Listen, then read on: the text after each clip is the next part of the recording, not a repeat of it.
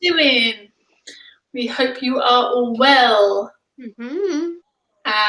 Let's just wait for a few to join. How you doing? Anybody there? Say hi. My watch tells me we're live on Facebook. Excellent. My phone just told me the same. It's like, thanks, phone. I didn't know that. Let's There's go. Gary. Whoop whoop. Let's go. Oh, Hi, everybody. There's my people.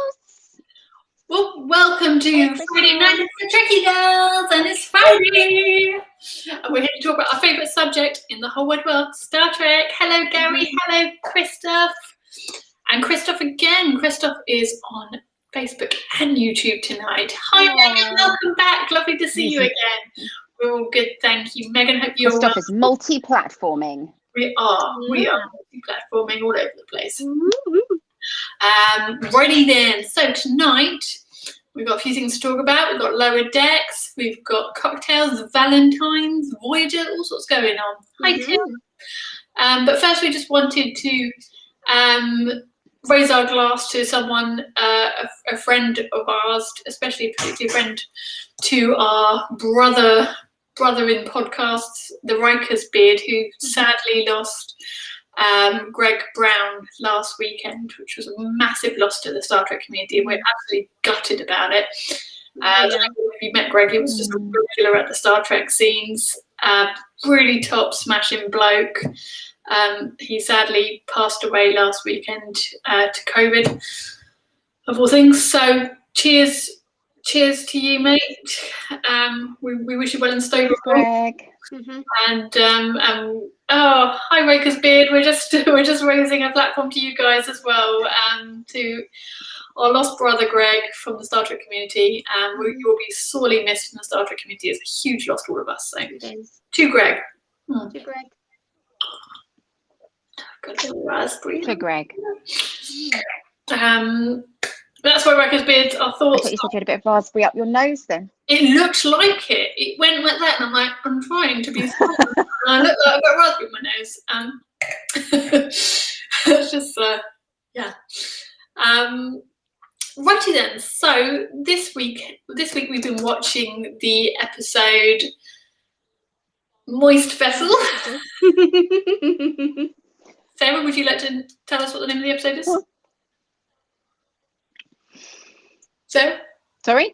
Please, would you like to also tell us what the episode is? It's Moist Vessels, but I can't remember the rest of it. That's what there is to it. That's what it is. That's what it is. Moist Vessel? Moist. It's really funny. I was watching Marvel's Agents of S.H.I.E.L.D. the other day, and they were doing some kind of interrogation thing to try and find out if this person was a cyborg, and he just kept saying moist. Moist, just to see if he got a reaction, and this guy was like, oh. He wasn't a cyborg. I love that. I think it's a great word. I think we should all say it all the time. Yes. What do we think of this week's episode? What do we think of Moist Vessel? Good episode. Good episode. I love it. I love all of them. I love all of them. I have a particular soft spot for Temple Edict last week, but I really did like Moist Vessel. I loved, that Tandy's reminding me more of you every week, Sarah. Like, I just wanted you to like me. Yeah. Yeah. Was it she's replicate coloured sand? Yes. You have to specify the temperature. It's a brilliant episode. And what we sort of wanted to talk about today was the relationship between Freeman and Mariner, which I really been struggling to think of how many mother-daughter relationships do we see in Star Trek? Like hardly any.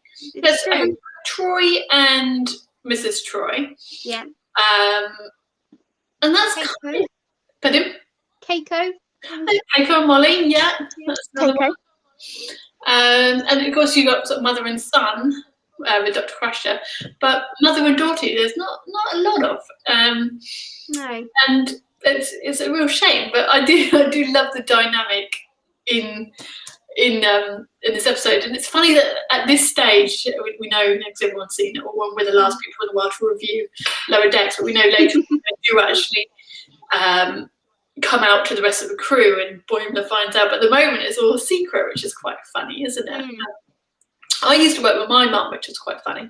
And that whole thing where, like, can you call out mum in the middle of the office? I work with all my family, actually. But can you call out mum in the middle of the office? No, you can't. But you can't quite call them by their real name either. Chill.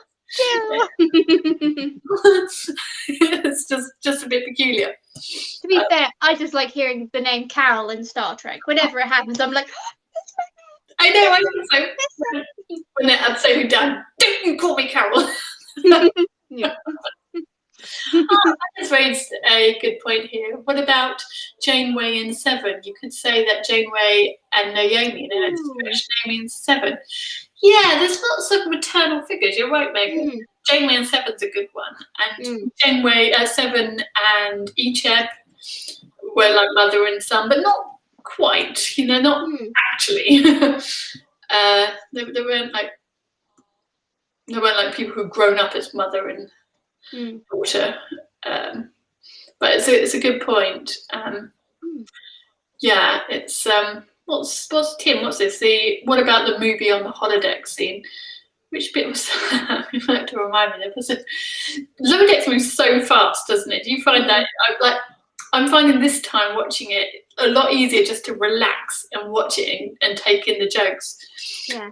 But I often find myself wondering, am I getting the joke? Or is there something I don't understand? Like the koala, when he transcends at the end of the episode. And like, why is he smiling? The universe is on the koala's back. I was like, that's so funny. Then I started getting worried, like, maybe it's a joke I don't get. Like, is that the joke? So, because it's funny as it is, but it's the same more I don't get. You're always wondering that. Yeah. Oh yeah, Burnham and Amanda. Of course. Yeah. And Burnham and her real mum as well. I get that. Yeah. But even with Burnham, they're not quite normal mother-daughter relationships, are they? Burnham and Amanda is a bit strange because of the whole Vulcan issue. Burnham and her real mother, she was separated for so long. Where's it just a sort of everyday I work with my mum thing? So James says, I love Lower Decks. It's the tonic for the world we currently live in. Strange. Aww. Yes, James, is your update about Strange New Worlds will be the one to really cheer us up, though. Yeah, I think you're right about Lower Decks. I think we need this, and the three of us have been saying this, haven't we, about how we can't quite handle dystopian at the moment, which we love dystopian. But we're just not up for it. We're into cheese at the moment, and Lower Decks is exactly that. It's all the great stories of Star Trek, but it's told in a fun, light-hearted way where you can just sit and enjoy, not worry about the drama or the emotion necessarily, but yeah. Exactly. Zuma here makes a good point. Lower Decks is definitely more watchable to non-Trekkies. My other half binged it. That's interesting, and that we're still hoping Vicky, our Trekkie in training, will come in and give insight on that. She did text us and say it is actually funny. So it would probably be funnier if you're a Star Trek fan, but as it is, it's funny. And she loved that there were zombies in it. So yeah, that's good information to know. Your other half binged it, and I'm finding that with things like Picard and Discovery as well. Sort of new people coming in. I've had a few people watch it. Which is quite interesting. I've had a friend not live tweeting me, but she messaged me a lot as she watches episodes of Discovery. So in lockdown, she's watched all of it, and she's just finished season 3, which is by far her favourite. So yeah, it was nice to see. Yeah, hear her point of view as well as someone who's loved Star Trek for so long. She loved Voyager, but then to come in and see what her perspective was. We've said before, haven't we, how the movies kind of opened up, they paved the way. A lot of people, there's a lot of hate on the movies, but they without them, this wouldn't be happening. I don't think they kind of opened up that market again. And I'm still hoping for another movie, deep down. Definitely. Well, but we've got a lot of Trek coming. Are they now officially owned by the same people? I think that's coming, isn't it? Or it's happened? I don't know. Yeah, so I think like that's happened. So there's a possibility of crossovers, so. Oh, I hope so. I must admit, out of all of the, and there's a lot of hype for Strange New Worlds, but I think out of all of the shows, it's the one I'm least excited about, which is still really excited. Still mega excited about it. But out of all of them, and do you remember that you guys like to remind me that I kept saying it will never happen, they'll never do it. I think it's. I don't know. I hope. I mean, I am looking forward to it nonetheless. But out of all of the series that are coming out, it's the one I feel I don't have the greatest longing for at the moment. Lower Decks is exciting because it is that comedy, it's that cartoon, it is slightly different. Section 31. There's never been a series like that before. Looking forward to it. The Nickelodeon one, made for children. Really looking forward to it. This feels like we're just going over some territory. There's so much, isn't there? But it's great because I'm hoping it will be like TOS and I think there is going to be a real demand for that, a real need for that, being as it is right now. So it's Preston. Yeah, I don't think we could handle the Section 31 series right now, could we? It's probably a bit too dark. Probably, maybe, but at the same time. Picard is very much like that. It is quite dark at the moment, isn't it? But I'm really liking that. Season 1 was, but season 2 could be a whole different kettle of fish. You can't predict with. Yeah, we can't predict with Star Trek. But what I'm thinking is, it's really exciting to see how they all tie them into one another. Like Marvel's really good at tying them all in, like there's little Easter eggs everywhere, and I think Star Trek will be the same, like little threads here and there to them. All I want is Chris Pine naked Strange New Worlds somehow as the Kirk. And maybe Chris Hemsworth. And maybe Chris Hemsworth. Yes, that would work too. Yeah, absolutely. Yeah, that's the movie. Somebody asked what movie I was wanting to see, so it's like the fourth of the JJ. Is it JJ? I was going to say JJ. Yeah, I was thinking of someone else then. The fourth Kelvin universe movie. I would like to see that. I feel like there's unfinished business there. You just want to see Chris Hemsworth and Chris Pine.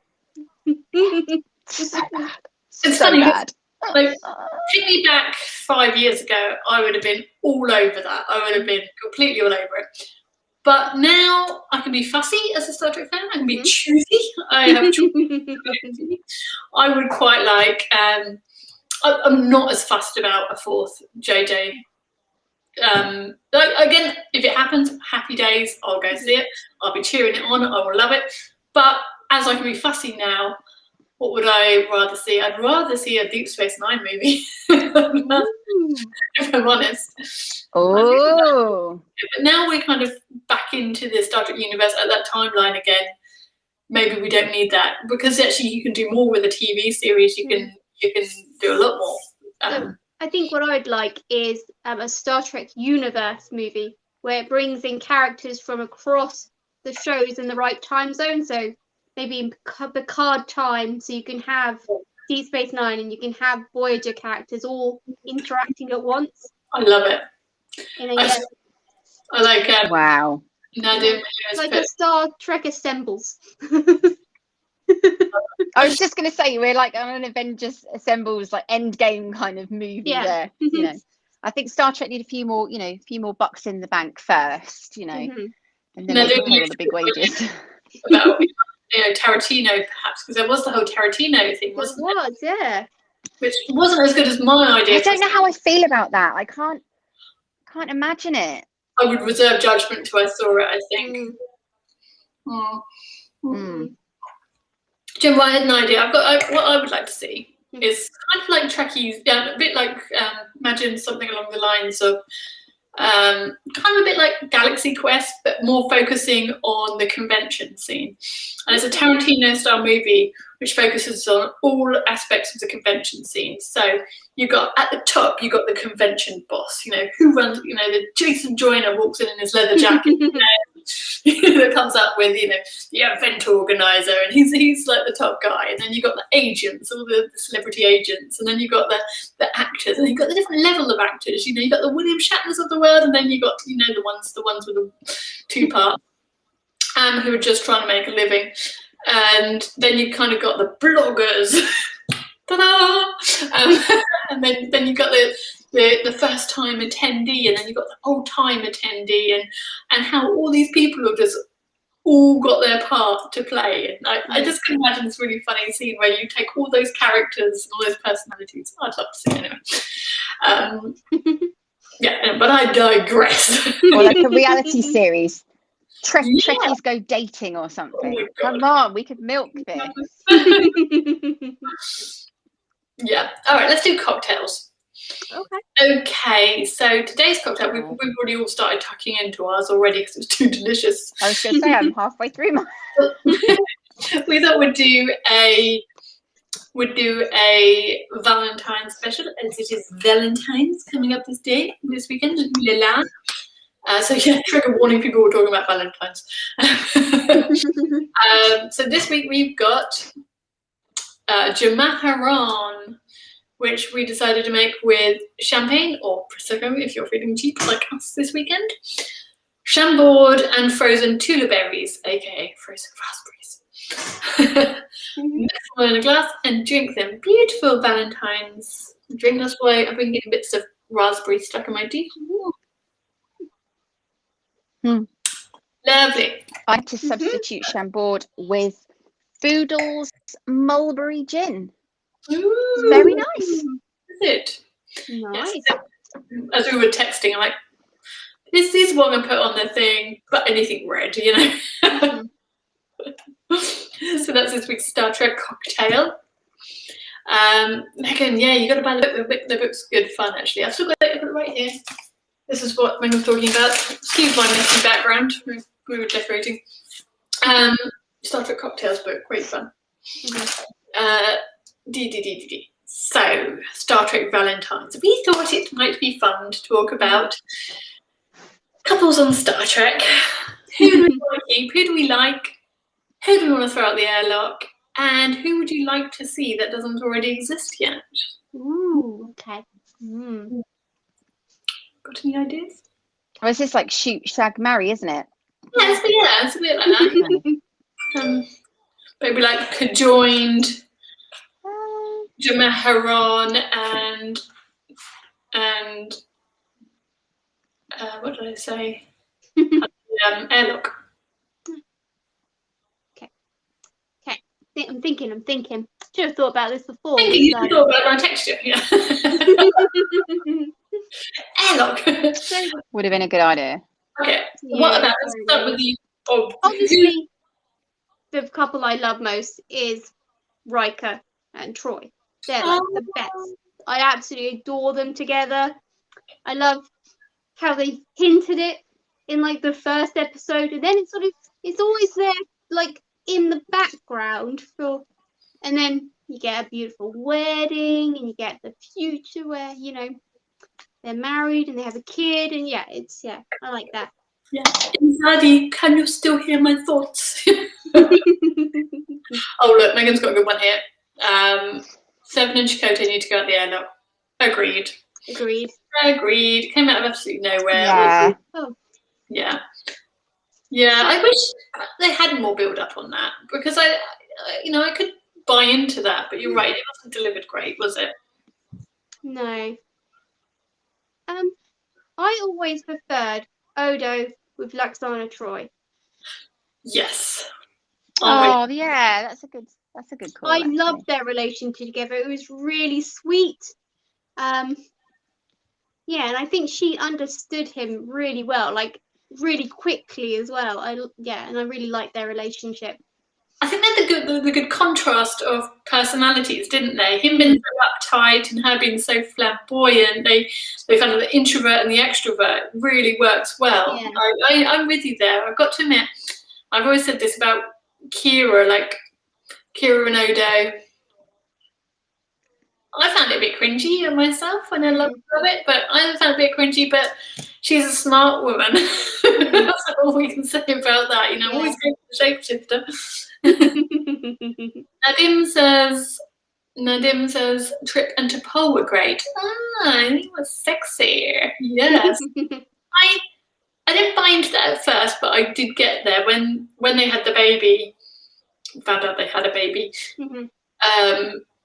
Then I really started working well. After his sister died, it all kind of came together, I think, and I really started to feel Trip and T'Pol. It took me a little while to get there, but that's good because that's better than it just being thrown in your face, isn't it? So yeah. Major spoilers for someone that hasn't seen Enterprise yet. Isn't there like a 20-year rule? Forget all of that. So couple I would like to see actually together is the Card and Beverly. Oh yes.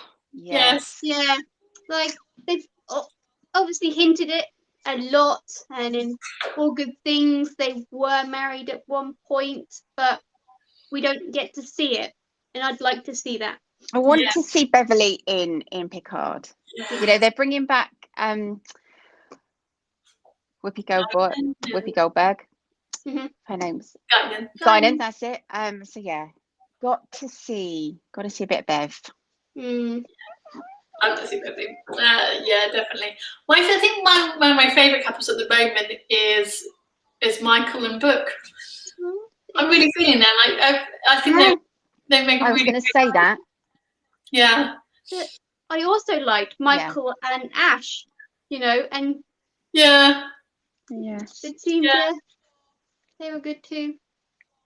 Yeah, I kind of like. I know it's wrong. But Ash and Laurel. I think I know it was a bit dodgy area, but that could still happen. Him as Ash, not as Spock. Yeah.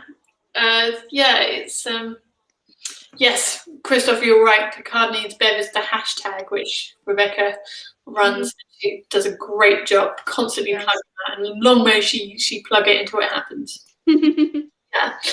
And of course there's Stamets and Culber, a really sweet couple. But really sweet couple. Although they work well as a couple brilliantly, but Stamets would drive me mad. He's just Oh, Timmons, yes. Culber has the patience of a saint. He does, he really does. Absolutely. Oops, what I clicked. Megan. I was going to say about Lorca and Cornwall. I wasn't sure about Lorca and Cornwall either. That freaked me out a little bit. But then I guess we only saw her with Mirror. Other worlds. Mirror Lorca. Actually, if we'd have met, Prime Lorca, he was probably a completely different character. And I really am gutted we haven't got to see him yet.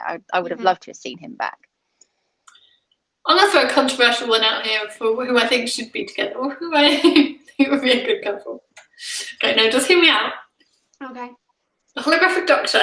Okay. And Tuvok. Oh, okay. I think the Holographic Doctor was a Holographic Doctor, or the Holographic Doctor. The Doctor. I think. I think Robert Picardo. Bob Picardo's Doctor. Yeah, I think he was hot for Tuvok. I think if you look, the clues were always there. Do you remember the episode where he has his little fantasies? He goes into his daydreams. First daydream he has a steamy dream about Tuvok going into Ponfar. True. So So first of all, he's fantasizing about him going to Ponfar. When he actually does go into Ponfar, do you know what the Doctor's suggestion is? Do a hologram. Now, the few things that made me think the Holographic Doctor and Tuvok. That's I think they should get together. Just yeah. You put that out there. Yeah. Another good couple, Cisco and Cassidy Yates. Yeah. I do need to write fan fiction about that, don't I, Nadine? Yes, I will. There'll be an audience for that, I bet. So, probably already exists. So, trying to think of single characters we could pair up. So who would you like to see 7 of 9 with, if not Chakotay? Oh, well, it has to be Rashi. Oh, yeah. Rafi. Yeah. Obviously, yeah. Yeah, that was quite a cute little ending, wasn't it? That was a cute little ending. I like this, yeah. Yes. Okay. I love the fact that Jerry Ryan even tweeted out, yes, it is canon that 7 of 9 is. So that was quite cool. Mm. Yeah, so definitely. It's canon that what? I missed that, sorry. It's Jerry Ryan tweeted out that it's canon that 7 of 9 is bisexual. Oh. Yeah, so Awesome. stuff. Mm. Yeah. What about, okay, we can get about this, but Troy and Worf, I liked it. I thought it was hot. I'm the only one on the planet who thinks that. No, I liked it at the time, and I thought it worked really well. He was better with Jadzia. Just can't. But Yeah. better with Jadzia, but yeah, I liked it at the time. Yeah. She ended up with Riker, which is what should happen. And that's 7 and Kira. Can you imagine that? Which of Bashir's many relationships? Which of Bashir's many relationships was your favourite? Oh, good question. It's Ezri. He gets to Dax. Right. Oh, yeah, that's true. Oh no. Romance. Garrick. Oh, yeah. Oh, he had so many great relationships. Oh, yeah. I haven't watched it yet, but apparently I haven't. I don't know if this is true or whether I imagined it, but isn't it true that Alexander Siddig and Andrew Robinson have done a reading of like fan fiction where they do kind of admit their love? I've heard that, yeah. I've heard that. Mm. Quite an interesting one to read. I have to try that later. Ready, guys, we're getting towards the end now. I don't know if any of you probably have already seen this, but there's because it was Voyager's 25th anniversary last year, which obviously last year didn't happen. Mm-hmm.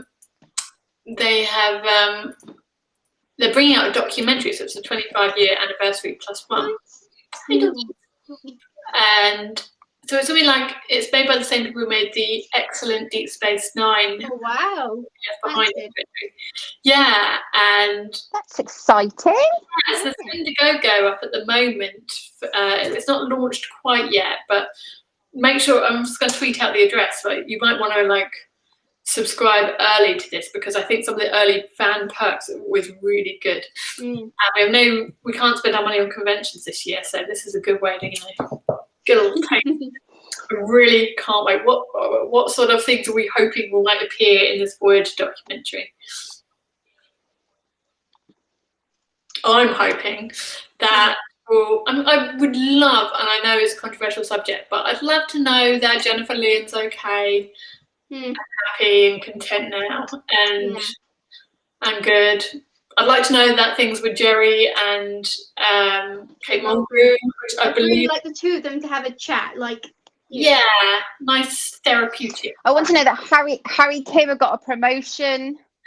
Well, I feel better that the world's more consistent if he didn't. A few things are some things just stay the same. Yeah. Christopher says that it should start I think it's the Indiegogo will start on the 1st of March.